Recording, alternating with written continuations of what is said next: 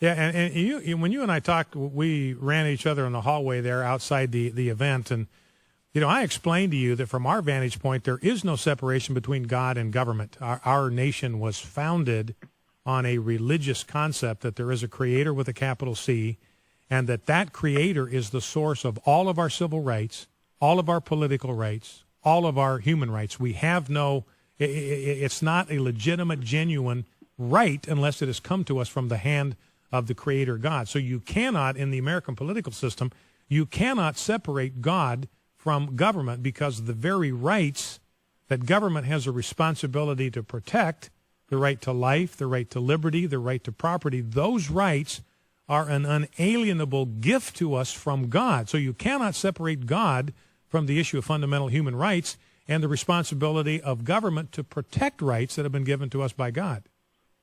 Sure, Brian, and this might surprise you, but I personally have no problem with elected officials expressing their belief or disbelief in any religious doctrine, be it Christian or otherwise.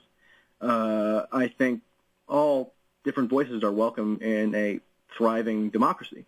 But what I do object to is when elected officials, and in my opinion, Governor Perry, and also I guess Governor Brownback, who was there, and I believe Representative Gomer of Texas was there, what I do object to is when they aren't transparent about their beliefs. Well, let me ask this, Michael. Okay, I understand you look at this as a political event, but let me ask you this question. If Governor Perry believes in the importance of prayer, if he truly believes that there are problems that politicians cannot solve, there are problems that are too big even for government to handle, believes that the solution to that can only come from the throne of God himself, what could he have done if he wanted to call for prayer, if that was his sincere belief? What could he have done? How could this event have been put on without it looking to you like it was a political event?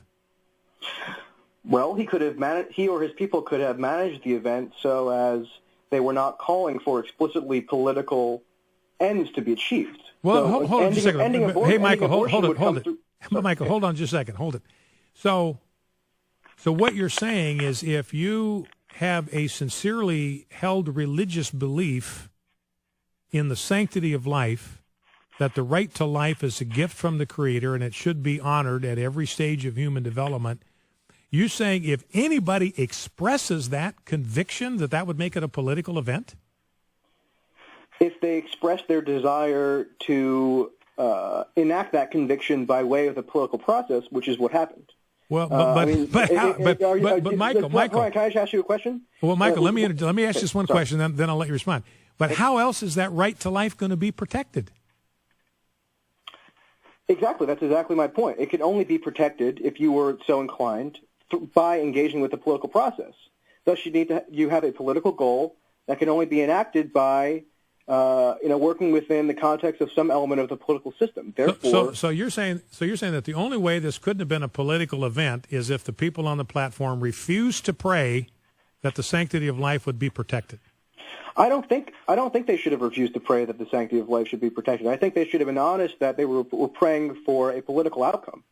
And that was denied repeatedly. Okay, anyway, I interrupted you. You were starting to say something. Go ahead and finish your point. I just wanted to ask you a quick question. Would you disagree with my conclusion that the organizers of the response and many people in attendance were concerned with changing public policy? Well, absolutely. And how does public policy get changed? Well, their point, Michael, and our point is that we've got a nation that's in crisis, and that the fundamental problem, the fundamental explanation for this crisis is a spiritual vacuum in the heart of the American people, and that God is the only one that can fill that vacuum. God is the only one that can change hearts. God is the only one that can reinstill the kind of values that shaped the founding of this country. That's what animated this event. Now, is that going to find expression in public policy? Absolutely. Is it going to find expression in education? Absolutely. Is it going to find expression in marriages and families and the relationship between parents and children? Absolutely. All of those things are going to be touched. All of those things are going to be affected. Every dimension of life is going to be affected if God answers the prayers that were prayed in that arena that day. And it seems to me, Michael, your worldview is that all of those prayers are fine as long as God doesn't answer any of them by making a change in the political process. Well, Brian, as I enunciated earlier, I don't believe that the Judeo-Christian God would involve himself in such affairs. But I think it's fine for people who care about the future of the country to express their desires however they see fit. But I guess I also wanted to ask you, 2 days after the response was held, Governor Perry, as you know, announced that he intends to run for president, or he announced that he will announce this coming weekend. Correct. He On intends Saturday. to run for president. Uh-huh. And I wanted to ask you if you could understand why, for some of us observers, it stretches credulity, to put it charitably, that this was an apolitical event when you have the potential frontrunner in the Republican primary race.